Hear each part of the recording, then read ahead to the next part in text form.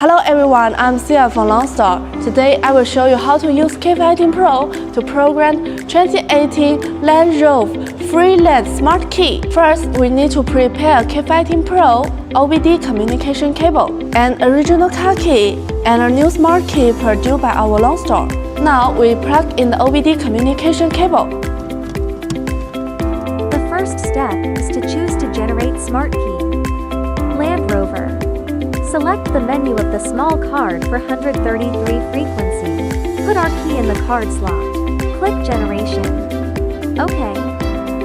Generated successfully. Return to main menu. The second step is to select IMO and Remote. Land Rover. Form Vehicle.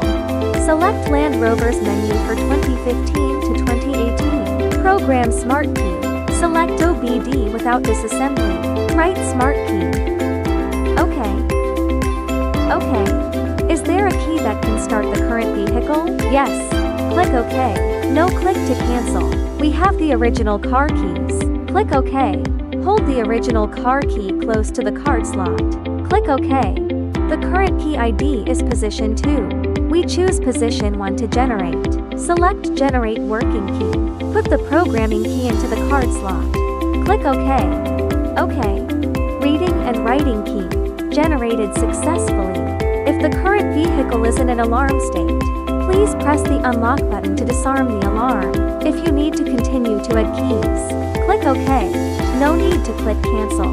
Let's try it. Can the key start the vehicle normally? New key.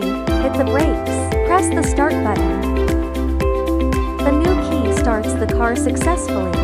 The original car key. Step on the brake and press the start button. The original key starts the car successfully. Let's try again to see if the remote control is normal. New key lock car. Unlock. Original car key lock car. Unlock. Remote control is normal. We have programmed the smart key for this car successfully. Stay tuned as we continue to innovate more surprise ahead.